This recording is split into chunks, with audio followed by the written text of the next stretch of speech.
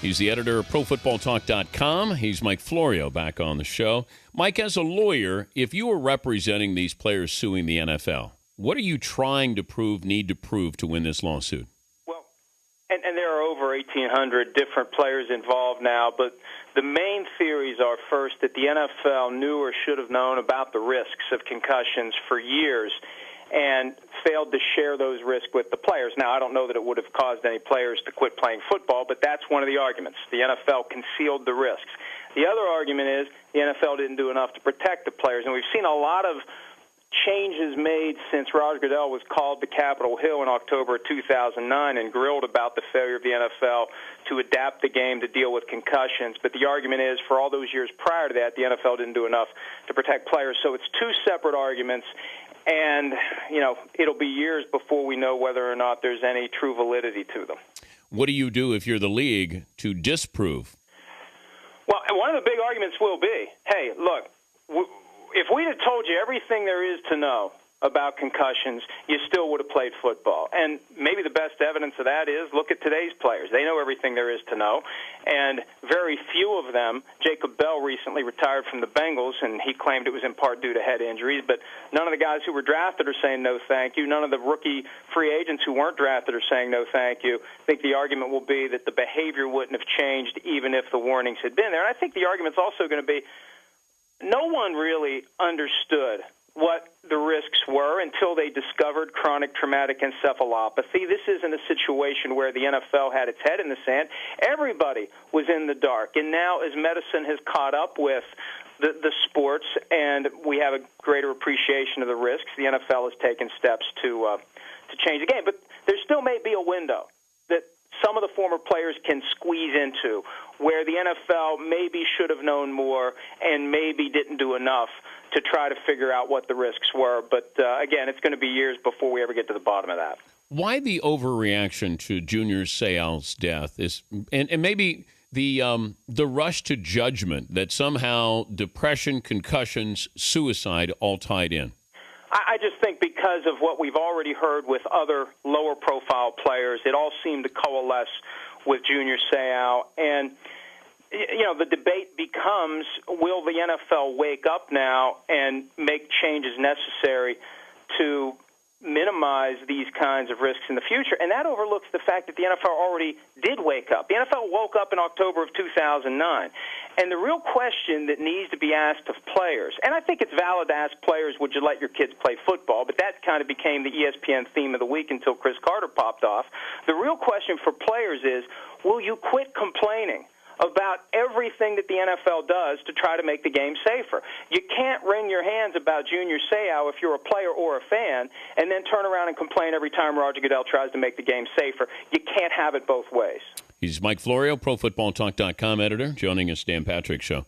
Where's this Mickey Loomis story? The mothership had the investigation, the expose that he was listening in on defensive signals, the GM of the Saints. As the NFL looked into this?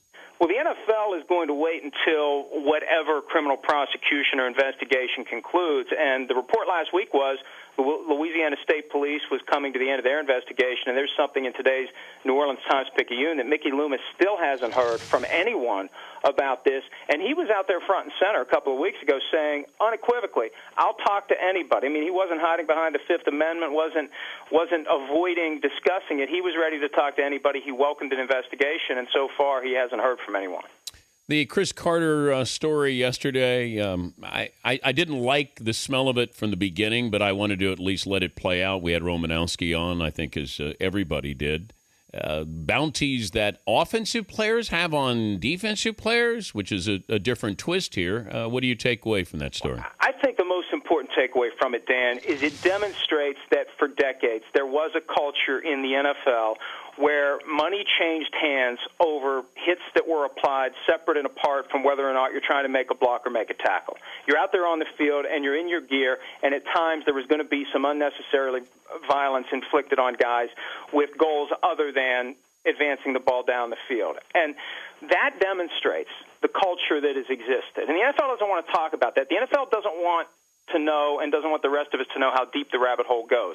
The NFL wants to use the Saints situation as the cement that caps the rabbit hole. And nail the Saints and nail the players and deter future players and future coaches from ever doing anything like this. I don't know that it's going to be successful, but I think Carter's comments really demonstrate the depths of that rabbit hole if the NFL would ever go down there, but the NFL is not going to do it. The NFL is going forward using the Saints as, and I don't want to say scapegoat, but as the example that is being set for everyone else going forward. And Romanowski said, Ronnie Lott said, I'll give you $500 if you sack the quarterback. So it wasn't taking somebody out as much as it was, hey, you get the quarterback, I'm going to give you $500. And that extra payment has always been there, that extra little incentive, whether it comes from players or whether it comes from coaches. Now, the Saints apparently took it too far, although I'd still love to see what the evidence is that the players actually got paid for knocking guys out of games, and so far we haven't seen the evidence. But this becomes, for the NFL, the best way to turn the page on that culture that had been in place. I'm sure it's been in place for decades.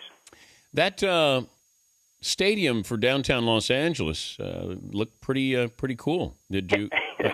I don't. It looks nice, and it's the flip side of the Field of Dreams, right? If you build it, they will come. The LA attitude is, if you come, we will build it. And they need someone, anyone, to move to LA. And it looked like it may have been the Vikings, but they're getting their situation taken care of. The team to watch now, Dan, is the Los Angeles Rams. Could be the Los Angeles Rams. Right now, they're the St. Louis Rams. By 2015, they could be back in LA. Yeah, I thought that all along. I thought that there was going to be a tie-in with ownership with the Rams and the Dodgers. That didn't work out, but still seeing the Rams going to Los Angeles. But at what point do you need to make that decision to break ground to be ready to go with this stadium in Los Angeles? Well, Tim Lewicki, who heads up AEG, within the past several weeks, he was making it pretty clear we're not going to hang around for 5 more years. This is something that has to happen within the next couple of years, or we're going to move on to other projects. And I think that the goal there is to make sure the NFL understands we're not going to serve as your leverage to help all these other teams build new stadiums for the next 20 years. We're either going to do this in the next couple of years, or we're out of the stadium business, at least as it relates to an NFL team. So it's going to happen by 2013, 2014, or if the NFL goes back to L.A., it's not going to be in that good-looking stadium in downtown L.A. Good to visit with you. Thanks for joining us, Mike. All right, see you, Dan. Mike Florio, ProFootballTalk.com editor.